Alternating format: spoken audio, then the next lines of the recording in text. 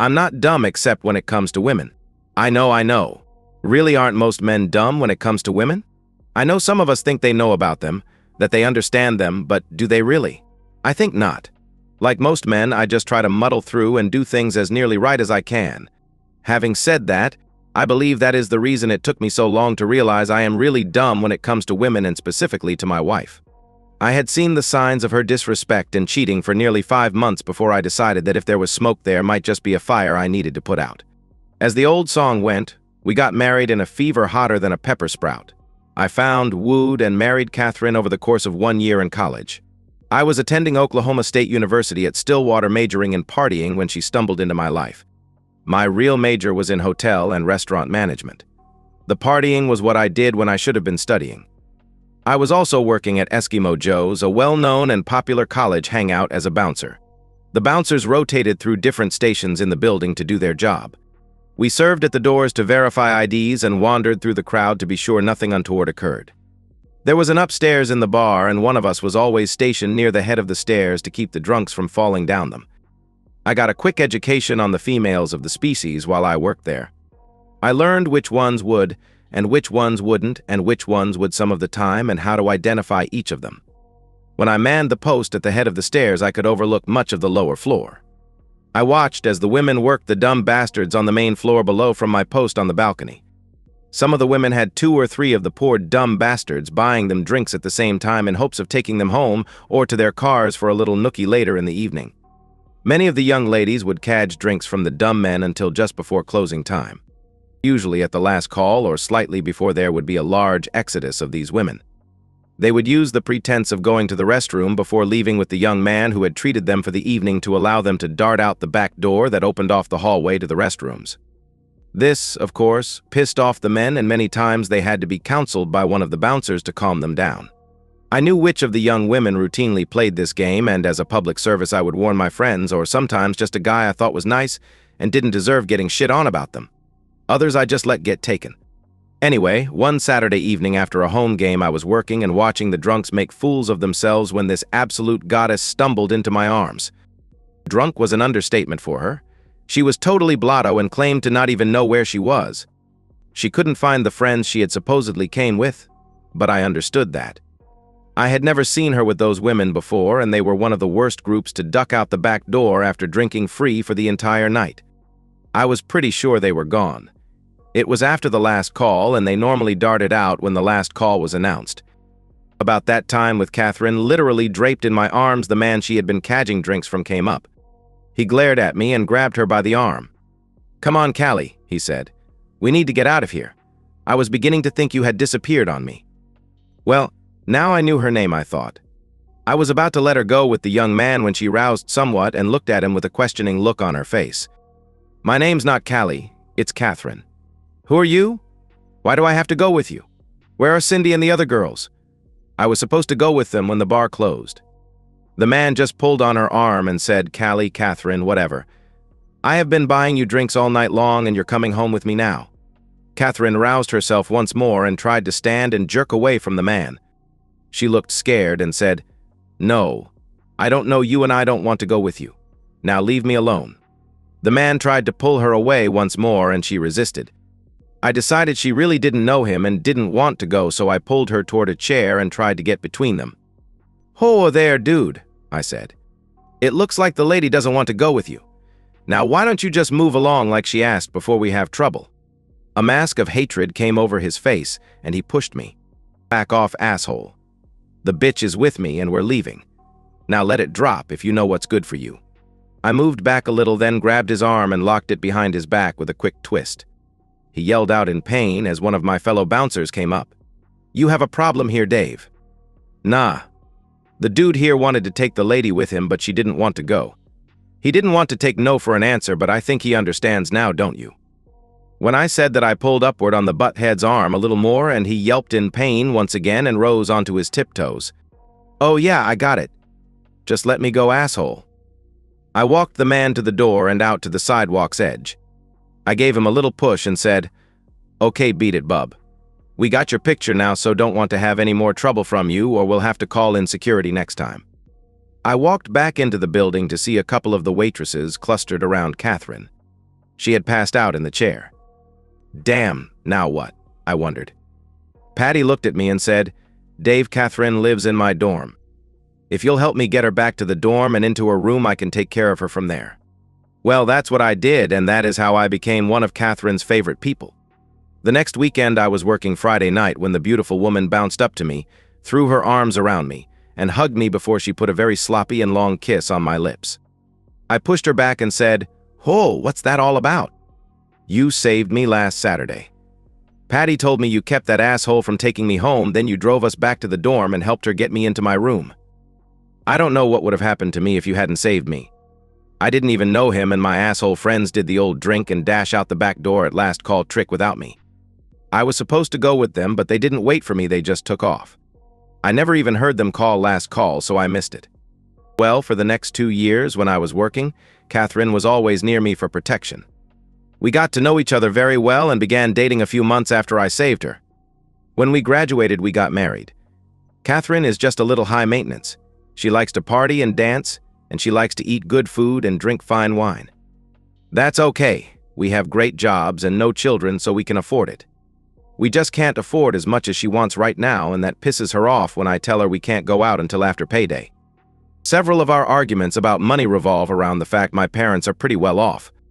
They own a large farm store and almost 4 sections of farmland in our hometown. We have a large year-round fishing and hunting resort on the land also. When I tell Catherine we can't afford something, she almost always yells that if I wasn't such an idiot, I would get it from my parents. She thinks I should go back home and take a management job from Dad so we can make big bucks and be the big ducks in the little puddle. I have told her repeatedly that I am here in this job to gain some real-world experience and learn how the big boys do it before I return to our company. The resort manager plans to retire in 3 more years, and I will be taking over his job at that time. That isn't fast enough for Catherine. I began getting snide comments about my ability to earn enough to pay our bills. Occasionally, Catherine would go out after work with her friends and come back home smashed. Many times over the last several months, I had to pick her up or pay for a cab. About 5 months ago, all that stopped. Oh, she still came home blitzed, and many times I had to go to her office with her the next day to pick up her car. Sometimes I had to take her to her favorite bar to pick it up, but I never had to pay off the cab or pick her up. A time or two, I found her sleeping on the living room floor when I came down the next morning. I wondered how she got into the house if she passed out on the floor inside the door. Finally, after several arguments, I decided to find out what was really going on. I did what many men do in such a situation. I bought recorders and placed them in Catherine's purse, car, and even one in her office hidden under her desk. I had our landline tapped and bought the necessary gear to copy her cell phone calls. What I found out killed my love for her. She had become sexually involved with one of the men she worked with. Many of the late nights and the shopping trips on Saturday with the girls over the last 5 months had been her liaisons with good old Gregory Anders. He was one of those obnoxious salesmen you hate. Greg was arrogant, had a smarmy smile, and was a suck-up to his betters. His one saving grace, well perhaps not, was not only was he the highest paid salesman in her company, but his father owned the damn place. I had enough recordings to understand 2 things. When I had cut down on our visits to high-priced dining establishments and cut down on entertaining and buying fine wines and going to expensive plays and so forth, Catherine complained long and loudly at work about how I mistreated her. Gregory picked up on her unhappiness and began following the women on their nights out. He flashed his money, bought them drinks, and generally showed them the good life until he had Catherine's interest. From there, he managed to get her to meet him for lunch at expensive bistros. After she was hooked on his high-spending ways, he invited her to evening meals after work at posh places. After a few weeks of this, Catherine had succumbed to his seduction and began spending time in bed with Gregory. He began giving her orders, and to my shock, she obeyed them. All he had to do was threaten to cut off his largesse, and she knuckled under to his demands. BJ in the car? Sure, honey. Intimacy in the restaurant bathroom? Okay, whatever you want, honey. I even had recordings of him telling her to cut down on the intimacy we had because he didn't want my sloppy seconds. He told her she had to make sure more than 24 hours went by from the time she screwed me until she did him, or he would drop her. He said, "I refuse to have intimacy with my woman after she's been with some loser. I don't care how you do it, but you make sure you're clean before you come to me." Our intimate life rapidly began to decline and revolved around good old Gregory's sales trips out of town and on Sundays. He was never with her on a Sunday, so that rapidly became my only guaranteed day of loving. I have to admit I really didn't care much after I found out what was going on. I had only kept the cheating wife around as long as I had because I was preparing for the divorce. Thankfully, we had only been married about 27 months, and there were no kids yet when I found out about good old Greg and Kate. She hates to be called Kate, so that is how I think of her now. We were renting a pretty nice condo and buying 2 new vehicles. She, of course, had to have a BMW. I was really happy with my 2010 F-150 Super Crew 4x4. I bought a new one when we got out of college. When we went out, she refused to ride in that damn old truck and insisted we drive her car. Of course, we don't go out together much now. I just do enough with her to keep her in the dark. Today begins my revenge on Kate and Greg. She has a date with him for tonight. She plans to meet him at the mall at 6:30 p.m. They are going for drinks, then to a new French restaurant for supper. Afterward, they are going dancing. She told me she was going out with the girls to a baby shower. Kate came out of the shower at 5:30 and began dressing. She was ready to leave at 6. That would just give her enough time to get to the mall and meet Greg. I waited in the hallway beside our bedroom door until she started out. I came bustling in and wrapped her in my arms. I gave her a kiss and began rubbing her. Damn it, Dave, stop. You know I have to meet the girls at 6:30. I don't have time for this, and besides, you'll muss my makeup. I'm sorry, honey. I just need you so badly. How about a quickie now, then a nice long screw when you get home? No, I don't have time, Dave, she replied. I pushed her back until her feet touched the edge of the bed. I already knew she was wearing thigh-high stockings and bikini panties. When her feet touched the bed, she fell back and I moved on top of her. It was a quick intimacy and I came straight inside her. Damn, I'm going to miss this. I kissed her and pulled away. She was yelling about how I had messed up her makeup and how I had made her dirty now. She started for the bathroom to clean up, but I grabbed her and pulled her to the door and down the hallway. When we passed the table, she kept her purse on. I picked it up and handed it to her.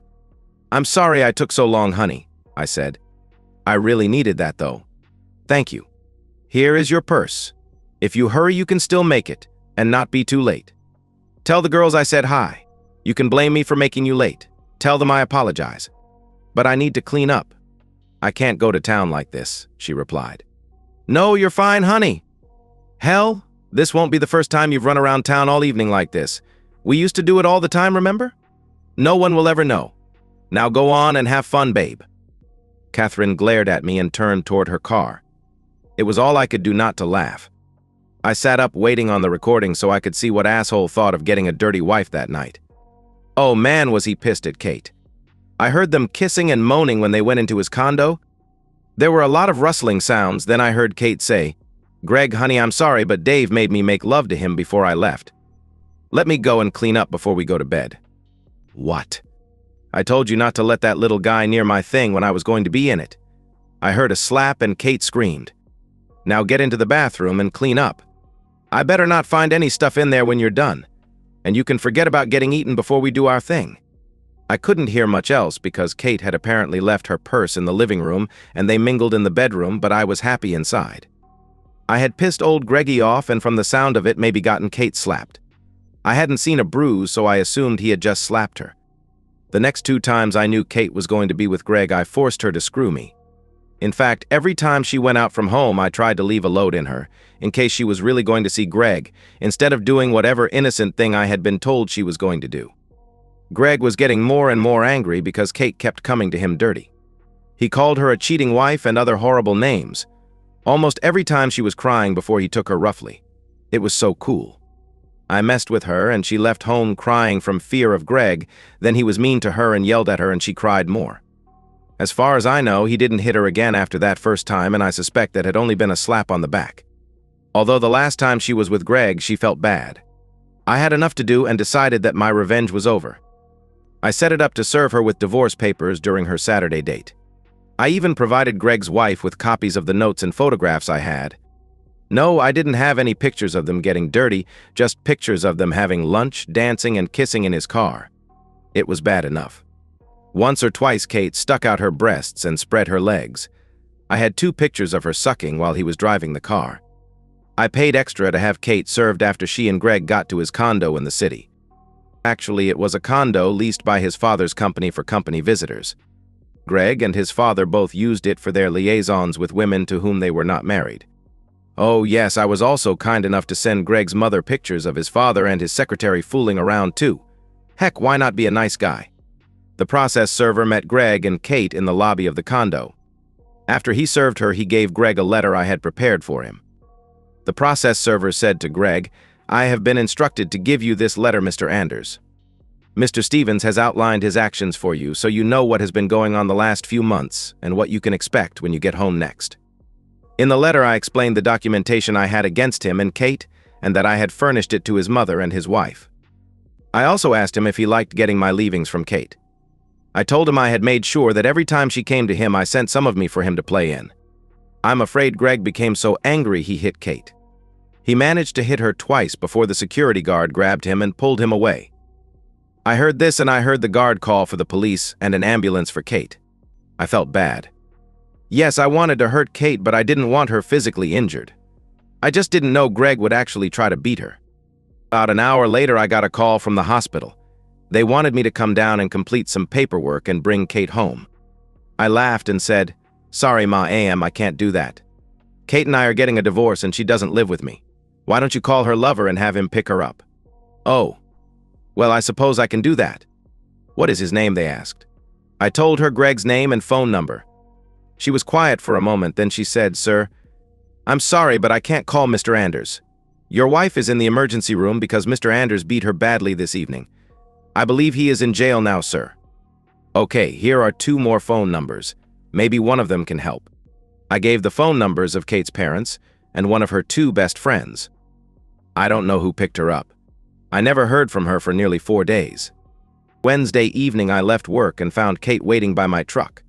When she saw me, she got slowly out of her car and approached me. Kate had tears in her eyes when she stopped in front of me. "David, honey," she said, "can we please talk about things?" "Please." "No, Kate. Not much to talk about. You cheated and I caught you. Now we're getting a divorce." Enough said. "But I don't want a divorce, Dave.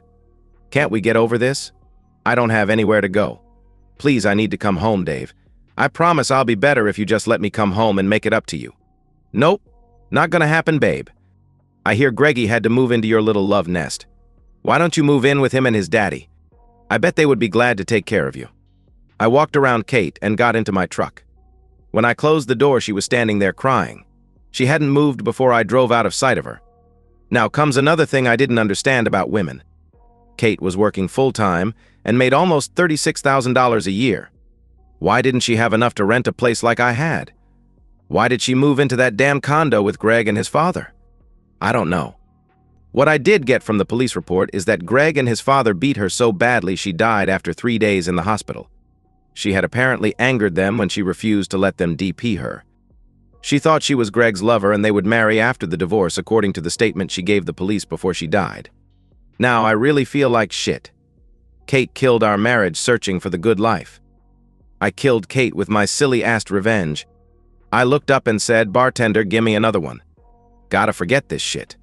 I was floating and the world was spinning, then a damn mule kicked me in the head. There were dozens of people standing over me. I was looking up the short skirt of a goddess. She was looking down at me. Her face showed shock, and she dropped to her knees beside me. "David, is that really you? What the hell are you doing so drunk you fall off your bar stool?" Patty: "Yes, Dave. I'd ask how you've been, but I don't think you're in any condition to tell me. Come on, let's get you up and see if we can sober you up some." Patty and one of the bouncers helped me to her booth. She fed me coffee. I ran to the restroom twice to get rid of the coffee and most of my guts. God, I'm glad I don't have to clean up after me. After a couple of hours, I was at least able to talk without much problem. Patty demanded to know what I was doing there so drunk. I told her the whole story you have just listened to and said, "So you see, Patty, I killed her. I don't know what I'm going to do now. I hated her for what she did to me, but I didn't want her dead." Patty sat there in shock. She stared at me with her mouth open. Finally, she wrapped her arm around me and gave me a good hug. "Dave, some of what you did was pretty despicable, but you didn't kill her. That asshole Greg killed her. You couldn't know he'd do that." Patty sat staring into the distance for a moment, then said, "You know, Dave, some of this is my fault too. I'm sorry now I never told you about Catherine while we were in college. Even after you were dating, she had an eye for the guys. If they had a lot of money or just a little and were willing to spend it on her, she would lead them on. A lot of the nights she didn't spend time with you at Joe's, she was out with some guy with deep pockets. How do you think she came up with the money for some of those expensive clothes she wore? I never told you because you weren't exclusive then, and I really didn't think you would fall for her line of bull and marry her. Hell, you worked at Joe's and knew what kind of tramps worked the floor there. I thought you were just after her for her body like the other guys. So you see, I'm guilty too, in a way. I sat looking at Patty. Even at college? Shit, I just don't understand women. I thought we had a good thing going. Dave, don't paint all women with the same brush. A lot of us aren't like that, you know. If you use those criteria, I suppose I should run from you because all men are like Gregory, right? Dave, I know that isn't true. I worked with you for 2 years. I know what kind of man you are. How many women did you take home and put to bed when they were so drunk they could have gotten raped if someone hadn't taken care of them? Dave, you just need to learn women are like men. There are some good, honorable ones out there and some that aren't. There are women players like there are men. Look for the good ones and do the best you can. We reason differently than men, it's true, and we think with our emotions more, but that's not so hard to understand, is it? Patty smiled and tugged at my arm. Come on, Dave. Let me get you home. Where do you live, by the way? If you're really interested in learning something about women when this all settles down, I'll give you some lessons on understanding them. And that's the end of today's story. If you enjoyed it, please give this video a thumbs up and drop a comment below. Your support helps the algorithm push my content further. If you're new to the channel, don't forget to hit that subscribe button. It really helps me keep creating more stories for you. Thanks for watching, and I'll see you in the next one.